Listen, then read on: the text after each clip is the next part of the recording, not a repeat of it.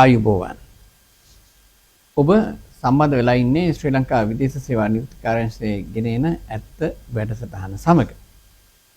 අපිට ජීවිතේ යම් කිසි දවසක මෙන්න මේ තැනට යනවා කියන බලාපොරොත්තුව තිබුණොත් කුඩා කාලේ වෙන්න පුළුවන්, තරුණ අවදීදී වෙන්න පුළුවන්, යම් කිසි අවදීයකදී වෙන්න පුළුවන් මේ ස්ථානයට මා යනවා කියලා බලාපොරොත්තුවක් තිබුණා නම් ඒ බලාපොරොත්තුව ඉටු කරගන්නට, ඒ බලාපොරොත්තු වෙච්ච තැනට යන්නට අපහසු වෙන්නේ නැහැ. මොකද තමන් මේ තැනට යන්න අවශ්‍ය කටයුතු අවශ්‍ය ක්‍රියාමාර්ග මේ කාලය තුලදී ගනු ලබනවා.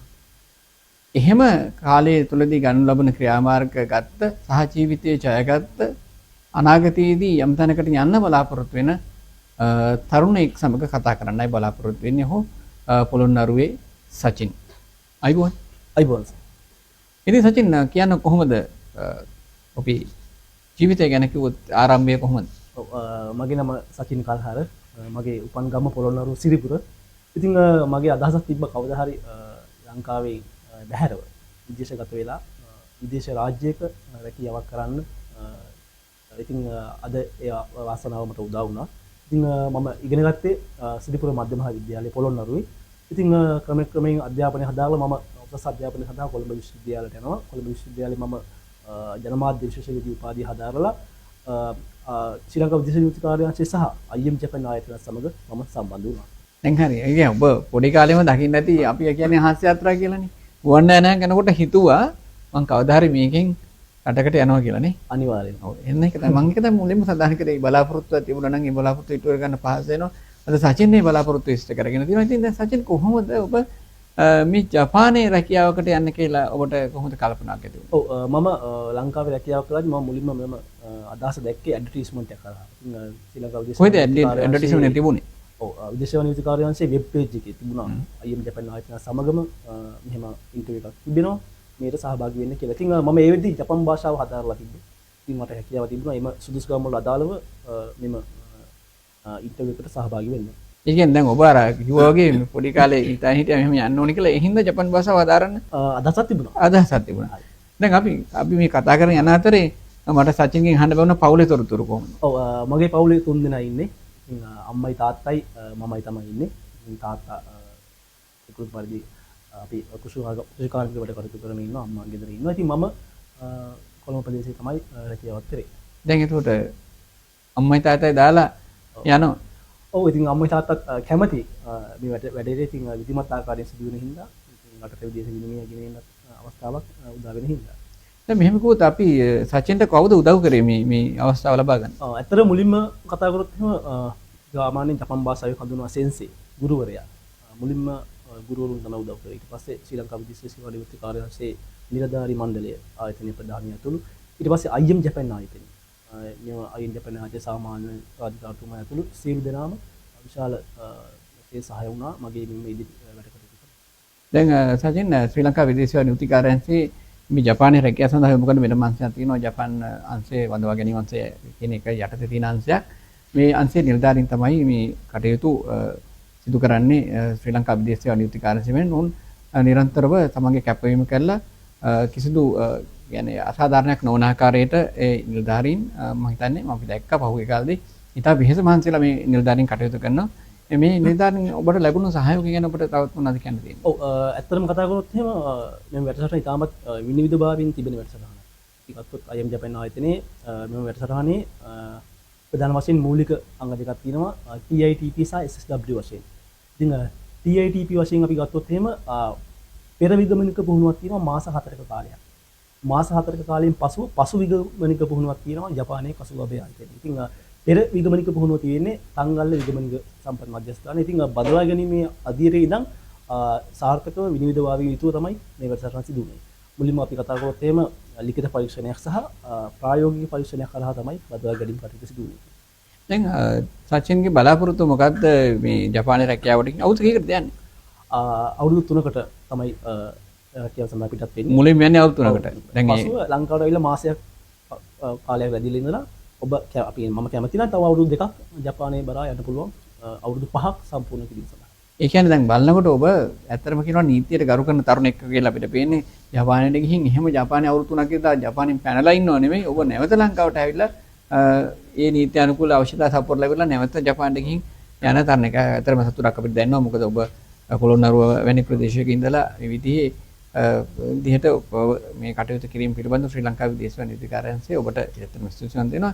එතකොට සචින් දැන් ඔබ අවුරුදු අපි කියමු දැන් උදාහරණ විදිහට අපි ඔබ අවුරුදු 3ක් ඉඳලා ඔබ ඉහින් යම්කිසි දැනුමක් ලබා ගන්නවා. ජපානය කියන්නේ ලෝකයේ ඉතා දියුණු රාජ්‍ය තාක්ෂණය අතින් අනිත් සියලු අතින් ලෝකයේ ඉතාමත්ම ඉහළ මට්ටමේ විනය අතින් ඉතාමත් ඉහළ මට්ටමේ ඉන්න රාජ්‍යයක් විදිහට ඔබ ඉහින් ලබා ගන්න අත්දැකීම් අරගෙන සහ ඔබ උපයා ගන්නා මුදල් යොදාගෙන ඔබ කිසියම් තැනකට යන්න බලාපොරොත්තුවක් තියෙනවද ඔබේ? අනිවාර්යෙන් බලාපොරොත්තුවක් තියෙනවා. ඉතින් අපේ IM ජපාන් ආයතනයේ මූලික අභිප්‍රායය තමයි අපි ලංකාවට පැමුණාට පස්සේ අපේ රටේ අපේම කියලා සමාගමක් අපි පිහිටවන්න ඕනේ. ඒකෝර අපි උපයාගත් දැනුම අපේ රටේ මිනිස්සුන්ට අපි කියලා දෙන්න උගන්වන්න ඕනේ. ඒක තමයි මගේ මූලිකම අරමුණ. ඒ කියන්නේ සමාගමේ ප්‍රධානියන් ඔය බලාපොරොත්තු. අපි ජපාන් භාෂාවෙන් කියන සචෝ සමාගමක ප්‍රධානියා. ලංකාවේ කියනවා සමාගම් නිලධාරි ප්‍රධානියා.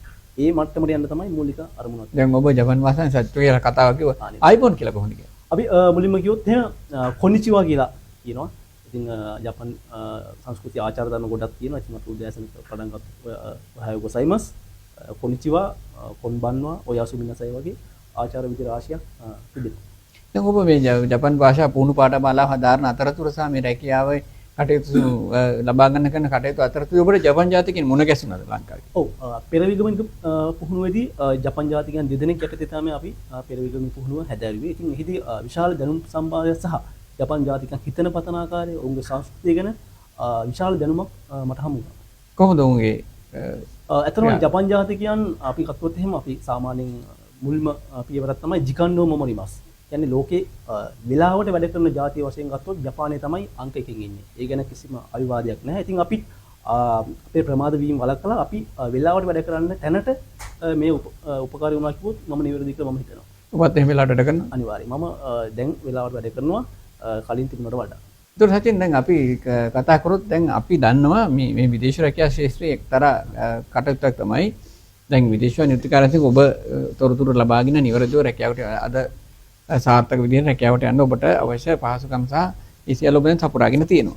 හැබැයි තවත් අවසනවන්ත කාරණයක් තියෙනවා මේ විදේශ රැකියා ශාස්ත්‍රයේ තියෙන කාරණයක් තමයි මේ විශේෂයෙන් ජපානය, කොරියාව, ඊශ්‍රායලය, රුමේනියාව ආදී රටවල රැකියා අවස්ථා ලබා දෙන බවට විවිධ දැන්වීම් පළ කරමින් විවිධ ආකාරයට වංචා කරන පුද්ගලයෝ විශාල ප්‍රමාණයක් ශ්‍රී ලංකාව තුළ සිටිනවා. විශේෂයෙන් ජපානයේ රැකියාව සඳහා අපිට ඔබ දාන්න පුළුවන් රැපාන්න පැන ගන්න විතරක් වුණොත් ඇති ඉතින් ඔබට හොයාගන්න පුළුවන් කියන කාරණා කියනවා. නමුත් ජපානය ඇත්තටම ප්‍රකාශ කරන්නේ කිසිසේත්ම මේ තමන්ගේ සුසුකම් නැති සහ විසුම් නැති අයට ජපානට ඇතුළු වීමටවත් නොහැකි තත්ත්වයක් තියෙන්නේ. උන් ආගමනික වන අංශවලින්ම ආපසු හරවා වෙනවා සහ දැඩි අපහසුතාවයටපත් වෙනවා.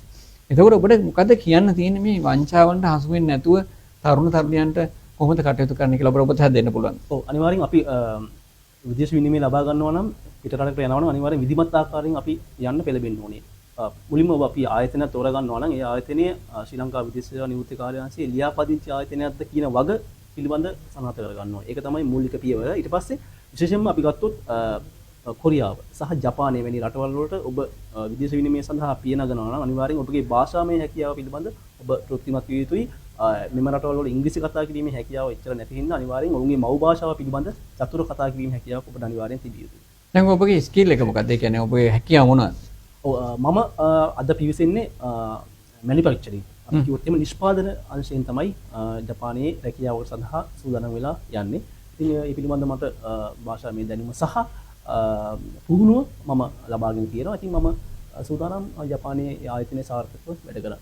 ඒ කියන්නේ ඔබ කියනවනම් භාෂාවෙන්, හැකියාවෙන් සියල්ලම සම්පූර්ණ වෙච්ච තරුණයෙක් විදිහට තමයි ජපානයට පිවිසෙන්නේ. අනිවාර්යයෙන් ඒක මට ආත්ම විශ්වාසයක් තියෙනවා. ඉතින් අපිට භාෂාමය හැකියාව නොමැතිව ජපාන් ජාතිකයන් සමග වැඩ කරන්න හරිම අපහසුයි. ඉතින් භාෂාමය හැකියාව පිළිබඳ ඉහළ දැනුමක් තියෙන්න ඕනේ. උන් සමග සහයෝගීව වැඩ කරන්න. අවසාන වශයෙන් ඔබට මොනවද ඔබ වැනි තරුණ තරුණියන්ට දෙන්න පුළුවන් උපදෙස්? ඔව් ඇත්තටම කියන්න තියෙන දේ තමයි අපි විදේශ විනිමය ලබා ගන්න පිටරටකට යනවා නම් මෙම වැඩසටහන ඉතාමත් විශාල වැඩසටහනක් බොහෝ දිනකට රුකුලක් වෙන වැඩසටහනක්. අපි සාමාන්‍යයෙන් ගත්තොත් අවම පිරිමියක් යටතේ වැඩි ප්‍රතිලාභයක් ලබා ගන්න නම් මේ වැඩසටහන ගැන අවිවාදයෙන් අපි සඳහන් කරන්න ඕනේ. ඉතින් අනිත් වැඩසටහන් වලට මේ වැඩසටහන විශේෂයි.